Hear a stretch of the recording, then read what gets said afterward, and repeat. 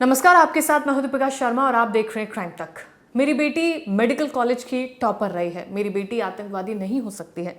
मेरी बेटी के पास से RDX मिला है या उसकी गाड़ी से AK-47 मिली है, इस बात से मैं सख्त में हूं। ये शब्द हैं उस पिता के जिसकी बेटी आज गिरफ्तार है और जिस पर आतंकवादी होने के आरोप भी लगे हैं। बात कर रहे हैं हम शाहीन की।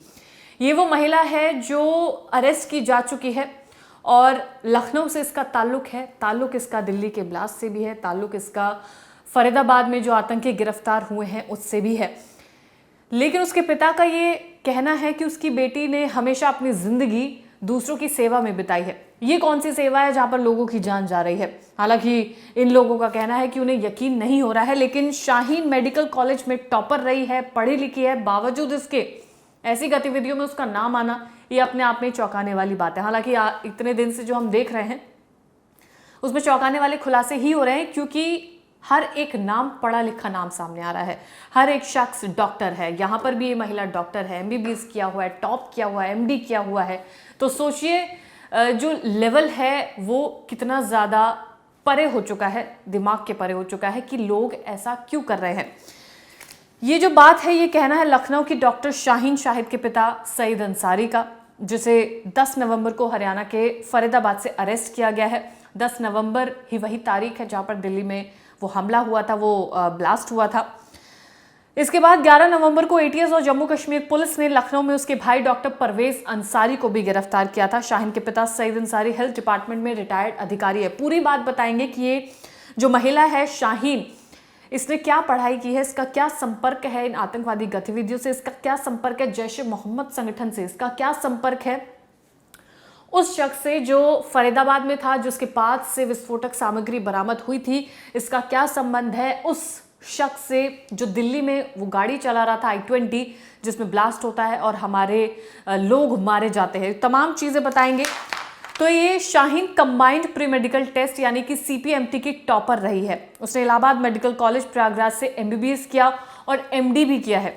UPPSC से चयन होने के बाद 2006 में गणेश शंकर विद्यार्थी मेडिकल कॉलेज कानपुर में बतौर प्रवक्ता भी रही है। सोचिए, MBBS करना, MD करना, UPPSC से सिलेक्ट होकर फिर प्रवक्ता बनना, अपने आप में इतनी बड़ी उपलब्धियां हैं, लेकिन अंत में जो टैग लगता है वो एक आतंकवादी का लगता है। 2015 में इस महिला का तलाक हुआ था और उसके बाद से वो आतंकवादी डॉक्टर मुजम्मिल से उसकी मुलाकात हुई थी। वही शख्स जिसका दिल्ली धमाके से भी लिंक बताया जा रहा है, जिसके पास से कई विस्फोटक सामग्री बरामद हुई है। जैश ए मोहम्मद की महिला विंग जमात उल मोमिनात की टॉप कमांडर ये महिला बन चुकी है। जो चेहरा आप देख रहे हैं, जो बुर्के के पीछे ये चेहरा है, जो हिजाब इसने पहना हुआ है, यही वो महिला है जो जैश ए मोहम्मद की महिला विंग कमांडर बनी हुई है। और इसके कहने पर आतंकवादी गतिविधियां भी होती हैं, इसके अंडर भी कई महिलाएं हो सकती हैं, ये भी कयास लगाए जा रहे हैं। हरियाणा के फरीदाबाद से जम्मू कश्मीर पुलिस ने 10 नवंबर को डॉक्टर शाहीन को गिरफ्तार किया था और उसकी कार से पुलिस ने AK-47 पिस्टल और कारतूस बरामद किया था। एक महिला जो एक डॉक्टर है, पढ़ी लिखी है, उसके पास ये तमाम चीजें क्यों हैं, ये एक बड़ा सवाल है। एक महिला जो इतनी कोशिशों के बाद उसने MBBS किया, उसने MD किया, वो प्रवक्ता बनी, वो अपने परिवार के लिए एक मिसाल भी बन सकती थी, लेकिन वो बनी जैश ए मोहम्मद की महिला विंग कमांडर। पूर्व में ये जो महिला है जो गिरफ्तार हो चुकी है वो डॉक्टर मुजम्मिल की गर्लफ्रेंड भी बताई जा रही है। वही डॉक्टर मुजम्मिल जिसके पास से विस्फोटक सामग्री बरामद हुई है। इसके बाद 11 नवंबर को ATS Jammu Kashmir police team दोपहर को डॉक्टर शाहीन शाहिद के लखनऊ के लालबाग खंडारी बाजार स्थित घर पहुंचती है। उसके पिता सईद अंसारी भी वहीं पर मौजूद होते हैं। शाहीन के भाई डॉक्टर परवेज के घर पर 3 घंटे तक पुलिस छानबीन करती है। दरवाजा बाहर से बंद था, उसे तोड़ा जाता है, अंदर घुसा जाता है, छानबीन की जाती है, जहां से अहम दस्तावेज, डिजिटल डिवाइस, कार, बाइक बरामद किए गए हैं। जाहिर सी बात है उनमें कुछ ना कुछ डिजिटल डिवाइसेस में मिल सकता है। अब प्रयागराज से डॉक्टर बनती है, लेकिन अचानक से फिर ये गायब हो जाती है। इसका कुछ पता नहीं चलता है। पता चलता है तो अब जब इसे गिरफ्तार किया जाता है, जब ये एक आतंकवादी बन चुकी है। लखनऊ के एक सरकारी स्कूल से शाहीन ने 12th तक की पढ़ाई की। उसके बाद कंबाइंड प्री मेडिकल टेस्ट में टॉप किया। इलाहाबाद मेडिकल कॉलेज में MBBS किया। उसके बाद MD किया, वहीं से उसी जगह से। UPPSC से चयन होने के बाद 2006 में GSVM मेडिकल कॉलेज में बतौर प्रवक्ता वहाँ पर ये चयन की जाती है। फिर 2009 में उसे कन्नौज के तीरवा मेडिकल कॉलेज वो जाती है। वहाँ पर 2010 में ये कानपुर लौट आती है। अचानक से इतने लंबी अनुपस्थिति की वजह से 2013 में ये लगातार वहाँ पर नहीं पहुँच रही थी उस कॉलेज में, जिसके बाद से इसे कॉलेज से निकाल दिया जाता है। इसके बाद वो रहस्यमय ढंग से गायब हो जाती है। किसी को नहीं पता था कि आखिर शाहीन कहाँ पर है और वो क्या कर रही है। कई सालों तक उसकी कोई भी जानकारी नहीं मिलती है और उसे कॉलेज से भी 2013 में सस्पेंड कर दिया जाता है। शाहीन का अगर पर्सनल लाइफ की बात करें कि उसकी शादी किससे होती है, वो कहाँ कहाँ इन्वॉल्व रही, तो शाहीन का निकाह महाराष्ट्र के एक आई डॉक्टर जफर हयात से हुआ था।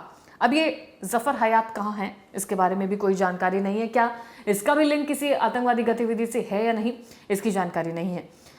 ये रिश्ता लंबे समय तक नहीं चल पाया। 2015 में दोनों का तलाक हो जाता है। क्या ये प्री प्लान था, शादी करना, तलाक होना, या क्या था, इसके बारे में भी अभी नहीं पता चला है। इसी के बाद से शाहीन की जिंदगी में नया मोड़ आता है। नया मोड़ इसलिए आता है क्योंकि उसकी मुलाकात फरीदाबाद से जो अरेस्ट हुआ है मुजम्मिल, जिसके पास से विस्फोटक सामग्री बरामद हुई है, उससे ये संपर्क में आती है और वो मेडिकल लाइन से हटकर एक कट्टर इस्लामी संगठनों के संपर्क में आ जाती है। यानी कि उससे पहले तक ये महिला पढ़ा रही थी, डॉक्टर थी, सब कुछ रहा, उसके बाद ये इस शख्स के मेल झोल में आ जाती है। रिपोर्ट के मुताबिक मुजम्मिल ने ही शाहीन को अल फला यूनिवर्सिटी में एंट्री दिलाई थी, वही अल फला यूनिवर्सिटी जिसमें मुजम्मिल भी पढ़ाता था। उसने मेडिकल फैकल्टी के तौर पर काम करना वहाँ पर शुरू किया, यानी कि इसी यूनिवर्सिटी में। धीरे धीरे वो जैश ए मोहम्मद की महिला विंग जमात उल मोमिनात के संपर्क में आई। एजेंसियों का कहना है कि यहीं से उसकी भर्ती महिला कमांडर के तौर पर हुई और जैश ए मोहम्मद की महिला विंग कमांडर का टाइटल सोचिए, ये एक महिला जो एक डॉक्टर है, टॉप की डिग्रीज इसके पास है, एग्जाम क्लियर करके इसने सब कुछ हासिल किया, तो क्या इसका कनेक्शन हम उससे लगा सकते हैं? वो जो इमाम, जो शख्स है जिसकी स्टोरी मैंने आपको पहले बताई, वो इमाम जो डॉक्टर्स को आइडेंटिफाई करता है, उन लोगों को आइडेंटिफाई करता है जो पढ़े लिखे हैं, वो इमाम जो इन तरह के लोगों को आइडेंटिफाई करता है जिन्होंने MBBS किया हो, MD किया हो, प्रोफेसर हो, पढ़े लिखे हो, इन लोगों को आइडेंटिफाई किया। क्या उसी ने इस महिला को भी आइडेंटिफाई किया है जो जैश ए मोहम्मद के संपर्क में है, उसकी विंग कमांडर बनी हुई है, महिला विंग कमांडर बनी हुई है? जाहिर सी बात है इनके तार हमेशा जुड़ते हुए नजर आ रहे हैं। इसके तार दिल्ली के धमाके से जुड़े हुए हैं, फरीदाबाद में जो अरेस्टिंग हुई है मुजम्मिल की, उससे जुड़े हुए हैं। जैश ए मोहम्मद अपने आप में एक संगठन, आतंकवादी संगठन, उससे इसके तार जुड़े हुए हैं। फिर AK-47 पिस्टल, ये तमाम चीज़ें इसकी गाड़ी से बरामद की जाती हैं। पिता का कहना है हमें इस बारे में कुछ नहीं पता। तो ये महिला तो गिरफ्तार हो चुकी है, इससे लगातार पूछताछ की जाएगी, लेकिन जो तार हैं वो लगातार अब फैलते हुए जा रहे हैं। इस पूरे मामले में Delhi police, Jammu Kashmir police, Haryana police, Uttar Pradesh police, STS, ATS, forensic teams लगातार इसमें जुड़े हुए हैं और इस पूरे मामले की छानबीन की जा रही है। कुछ भी, कोई भी संदिग्ध शख्स नजर आता है उससे पूछताछ की जा रही है। जम्मू कश्मीर में लगातार उन परिवारों की छानबीन भी की जा रही है जिनके तार इन लोगों से जुड़े हुए हैं।